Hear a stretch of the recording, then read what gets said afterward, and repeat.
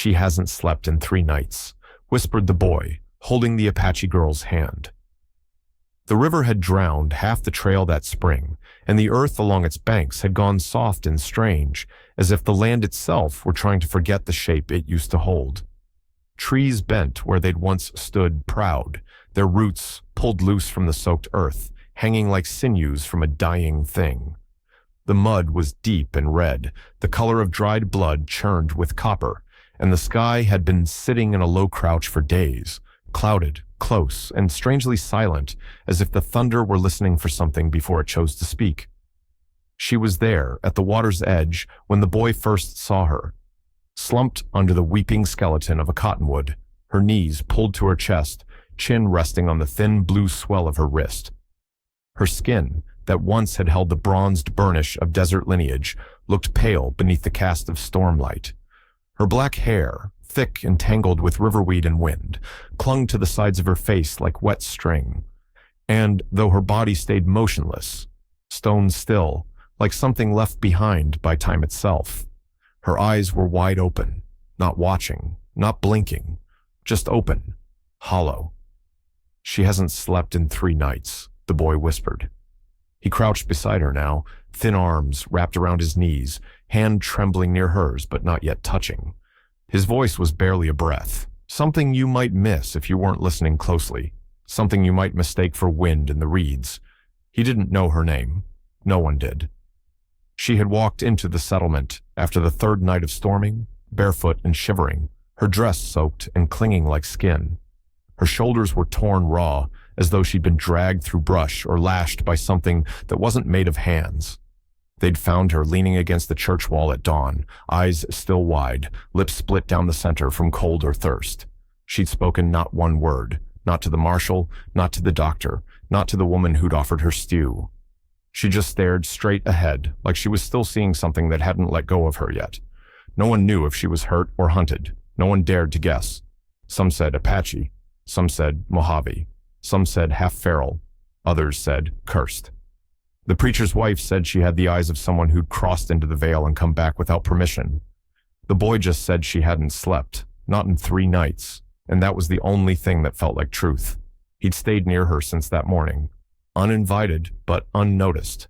A slip of a boy, no more than 10 summers old, with freckled cheeks and hands scabbed from rough play, who'd taken it upon himself to guard her, like a dog might sit beside a stranger too wounded to swat it away. He didn't ask questions, he didn't press. He just watched, and every now and then tried to hold her hand. The townsfolk didn't know what to make of it. They whispered around corners, their voices slippery with suspicion. Some wanted the sheriff to send her away, back to whatever dirt trail had spat her out. Others, softer-hearted or secretly afraid, said she should be left to rest, that maybe sleep would find her if they stopped looking. But she didn't sleep. She just sat there, silent, still, and the boy never left her side. The town of Dry Fork had never seen a war, but it had buried men like it had. 47 headstones leaned west in the hard churchyard soil, weather-worn and wind-split, their names fading in crooked rows that looked like broken teeth. Some had died from fever, others from rustlers or knife fights, but most had passed slow and quietly in their sleep. That was how the town preferred things, slow, quiet, explainable. What unsettled them now wasn't that the Apache girl had appeared soaked in silence. It was that she still hadn't closed her eyes. 3 full days, and not even a blink thick enough to qualify as rest. Dr. Curtis Grigg had seen his share of madness. He'd stitched up bar brawls and mended shattered limbs from wagon crashes, even pulled a bullet out of his own brother's thigh after a game of cards went bad near Fort Lincoln. But this girl, this creature who would not speak, who would not flinch, who sat without food or water like the body had ceased to belong to her, she rattled him. He'd placed the back of his hand against her cheek, found it clammy and chill despite the humidity. Her pulse was present but slow, too slow, her breath shallow and steady like something rehearsed. "She's not catatonic," he muttered to the sheriff, brushing dust from his sleeves like it might cleanse him of what he couldn't name. "And she's not in shock. Not in any way I've seen. It's like—" He faltered. The sheriff looked up, waiting.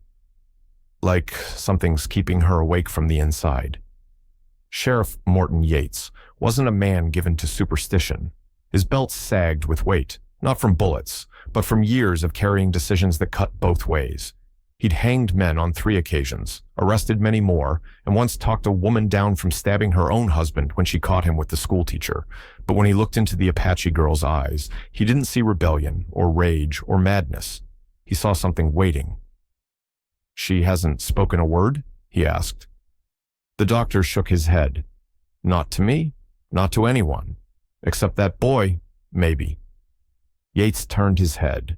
The boy, Benji Hart, sat beside her still, fingers fiddling with a flat stone, his palm resting barely an inch from hers. He'd slept outside the general store the night before, refusing to leave her side, even when his mother had dragged him by the elbow. She'd let go, finally, when the girl turned her head the slightest inch to watch. "She let you touch her?" the sheriff asked the boy quietly. Benji didn't look up, just nodded. "Did she say anything?" The boy glanced down, then after a long pause, whispered, "She said, not yet." Yates felt something cold ripple between his shoulder blades. A sudden wind had picked up across the floodplain, too sudden, too sharp. The trees swayed without sound, their branches shifting like they'd heard something too. "Not yet," the sheriff repeated. "Not yet what?" The boy just shook his head and didn't answer. Behind them, the clouds that had crouched in the sky for days seemed to draw tighter, like fists closing above the town. The light had changed. Not darker exactly, just duller, as if the air had thickened with the weight of waiting. The doctor gathered his satchel and backed away, muttering that there was nothing more he could do. The townsfolk drifted further from the edge of the cottonwood where she sat, and the wind, bold now, kicked up dust in small circles near her feet, circles that didn't seem to touch the hem of her dress. Sheriff Yates, jaw tight, looked once more at her face. Her lips parted just slightly, not a word escaped, but her eyes blinked. Once, and just once, was enough to make the wind stop. By the 4th morning, the town had begun to murmur with that particular kind of fear that doesn't speak its name aloud. It clung to rafters and fence posts like frost, soft but spreading. There was no cause anyone could point to, no bodies discovered, no barn fires set, no hoofbeats in the night. But still, people locked their doors earlier than usual and prayed with more fervor than faith.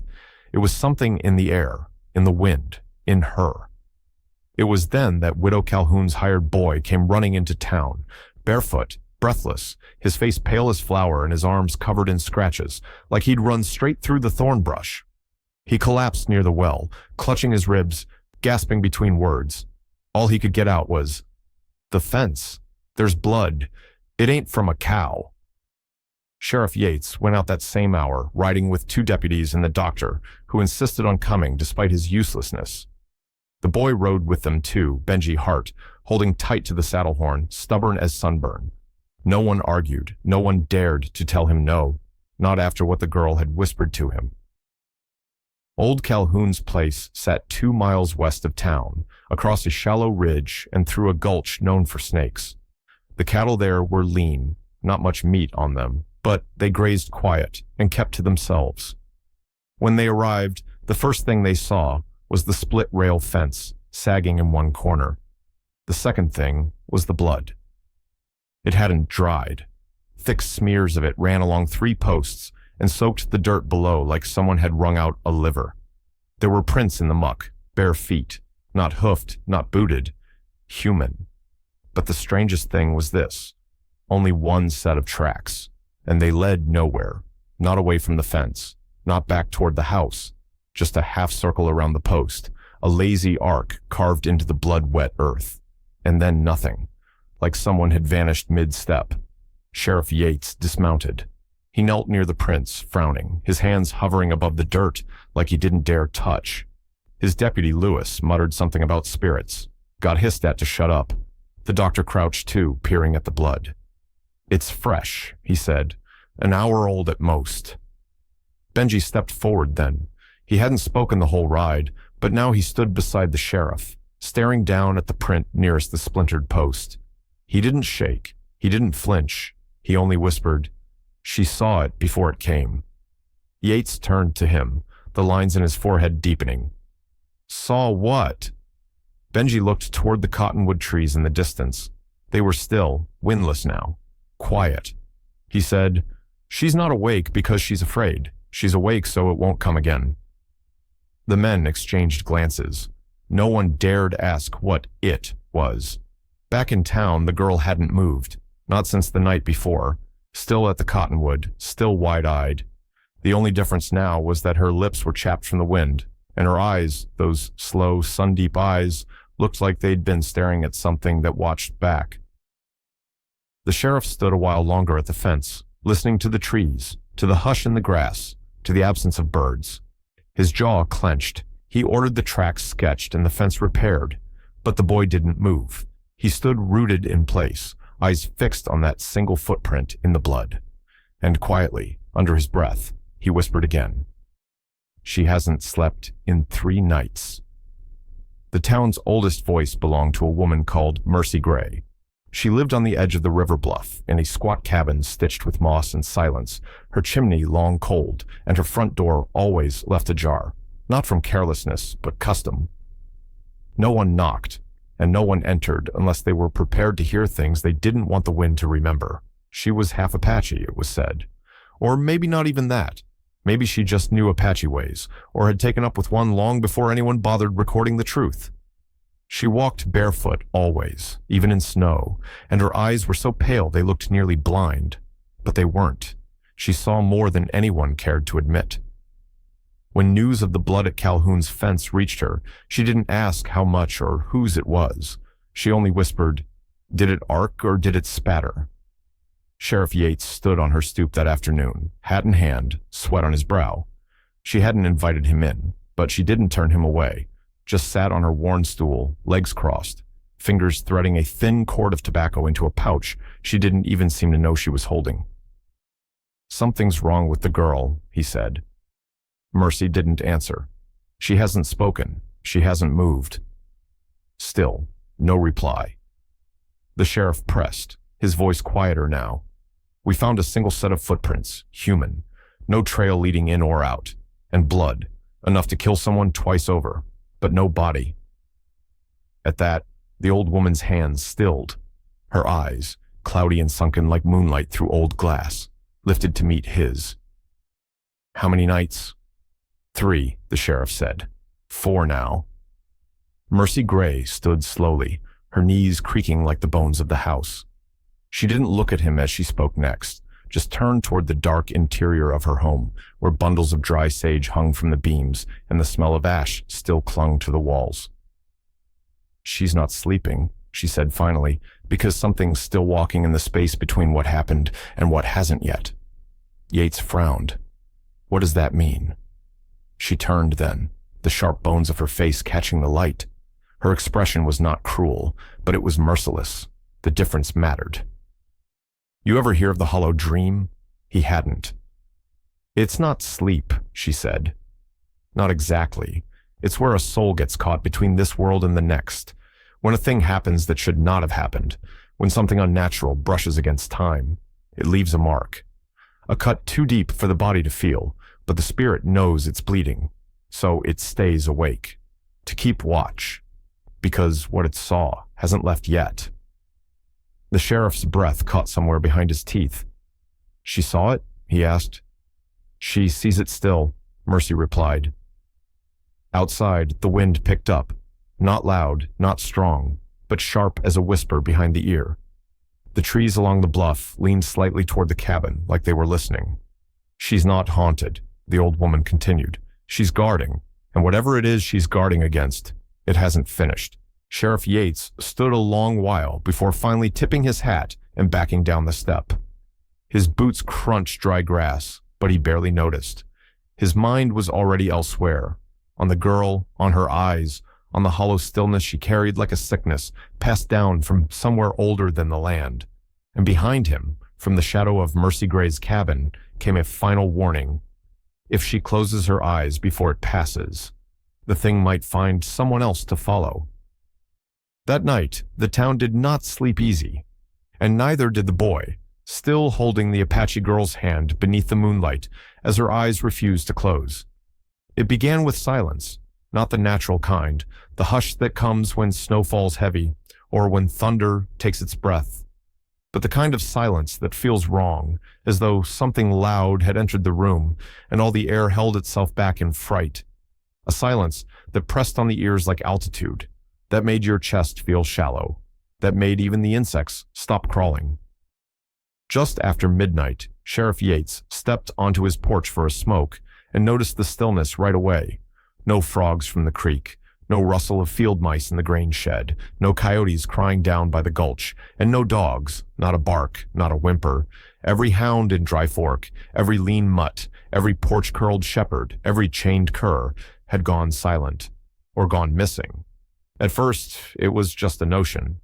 Then it became a rumor. By dawn, it was fact. They found a dozen collars scattered around the north edge of town. One was still latched, the leather chewed through. A trail of paw prints led down into the riverbank. Not a single one returned. The butcher's mastiff, the schoolteacher's spaniel, even Widow Calhoun's half-blind terrier, all gone. But Benji Hart's dog hadn't left, because Benji Hart's dog was dead. The boy hadn't spoken since he woke to find it stiff at the foot of the cottonwood, jaw locked mid-growl, fur bristled in frozen rage. It hadn't bled, no wounds, no broken bones, but its eyes had turned black, all black, like whatever it saw in those last seconds had filled the space behind them until nothing human remained. Benji buried it himself behind the trading post, hands shaking too badly to tie the knots in the cloth. He never cried. He only asked for a shovel, then sat beside the girl again after it was done, never once mentioning the grave. She saw it, he whispered to no one. She tried to stop it. The sheriff asked the boy what it was.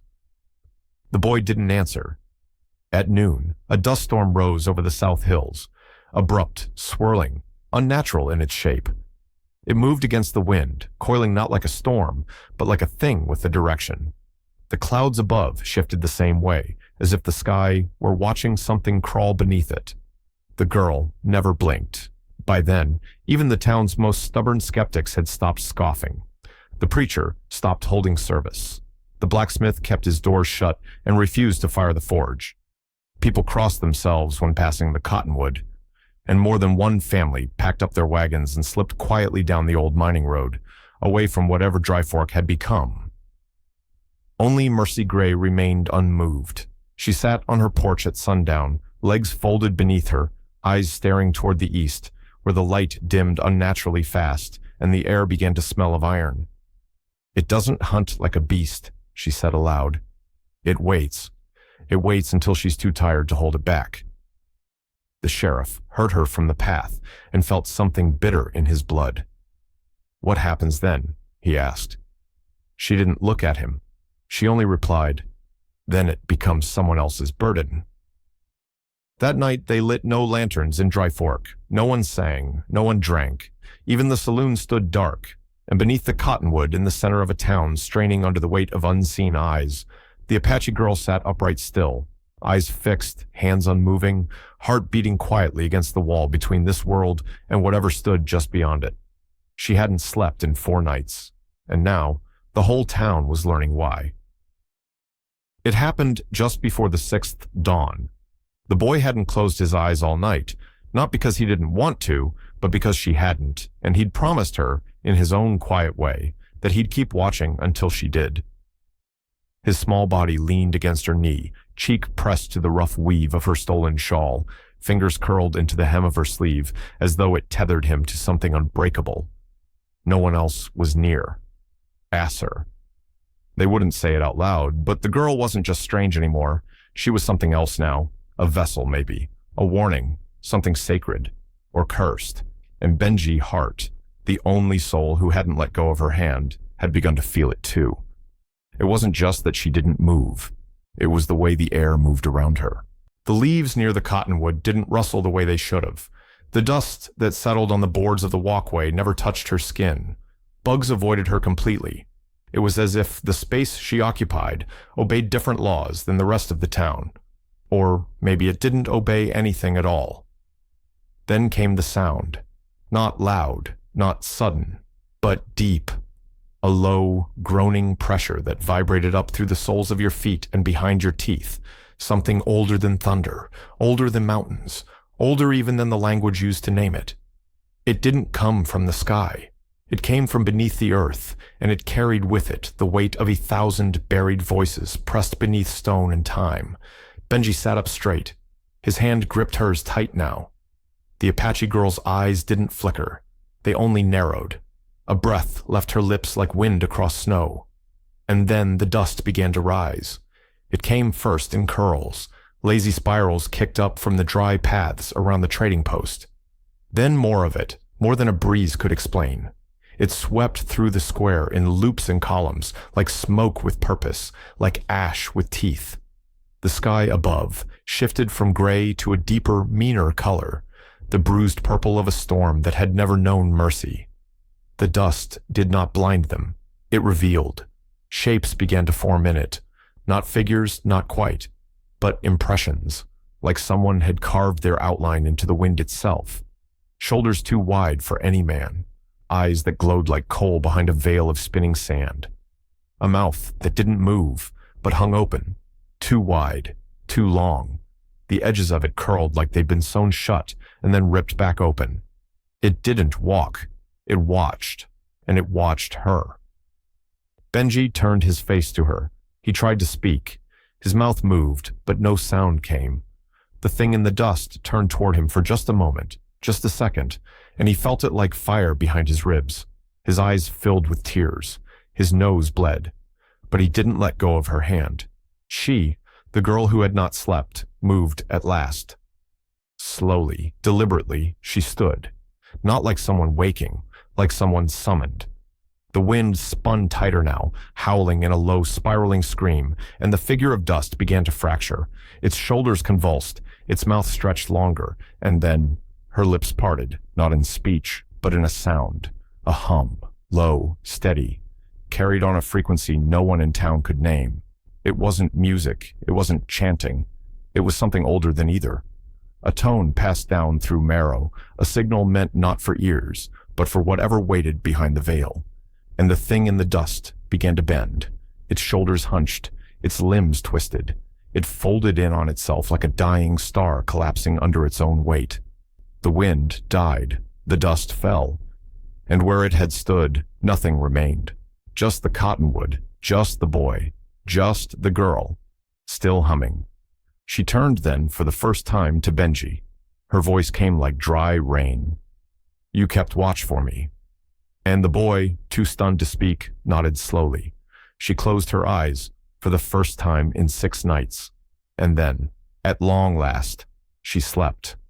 No one spoke of it the next day, not openly, not the wind, not the shape in the dust, not the sound that came from the girl's mouth, that strange ancient note that had bent something not meant to be seen. They all remembered it, though. Every soul in Dry Fork felt it in their marrow. Something left. Something was asked to leave. And it did, but not entirely. The square remained quiet well after dawn, even as the sun rose warm and gold over the rooftops. Smoke curled slowly from chimneys again. A door creaked open without a scream behind it. Children emerged in small groups, their steps cautious, voices subdued. No one could say why they were whispering, only that it felt wrong to speak too loud. The cottonwood was empty now. The girl had been carried inside by Benji Hart himself, though carried wasn't quite the word. She had walked on her own feet, her body loose with exhaustion, her weight pressing heavy into the crook of his arm, and he had led her like a brother guiding his sister across a dark room towards light.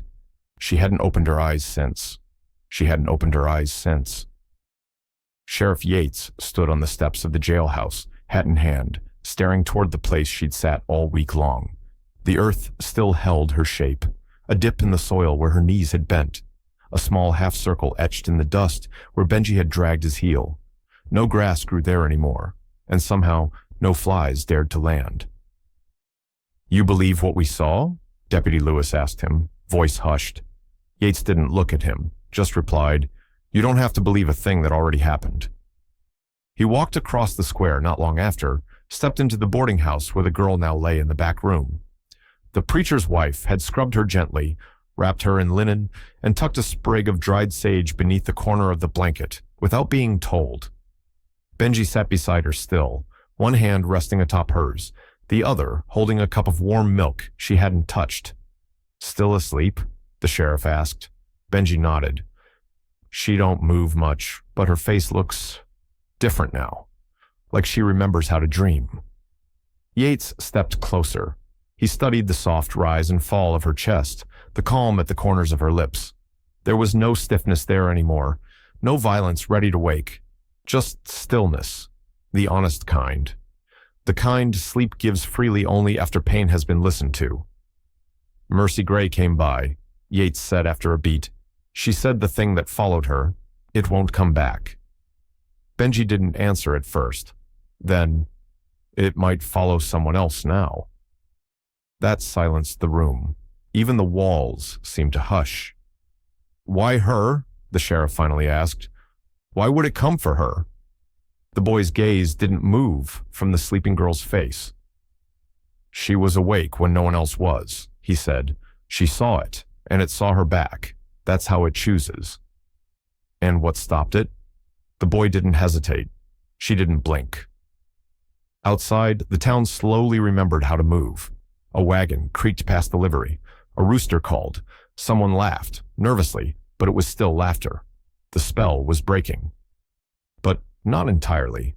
They rebuilt nothing near the cottonwood. No benches, no paths, no flowers.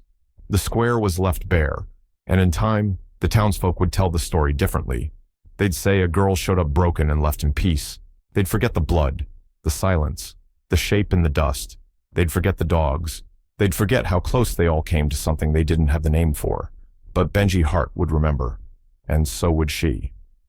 Even after she left, some weeks later, healthy and silent, her hair rebraided, her shoulders healed, he would remember how she looked back only once before walking into the horizon, how the dust rose gently behind her but never touched her heels. Some say she went north, some say she followed the river until it turned too wide to cross. Some say she found the rest of her people waiting where the mountains cut the sky in half. And some say she never left at all, that she became something else, not a ghost, not a warning, but a sentinel. And when children in Dry Fork wake in the night now, sweating, eyes wide, staring at the corner of the room like something's waiting there, their mothers tell them, "Close your eyes, sleep will protect you." But the brave ones, the ones who remember the shape in the dust, they whisper something different.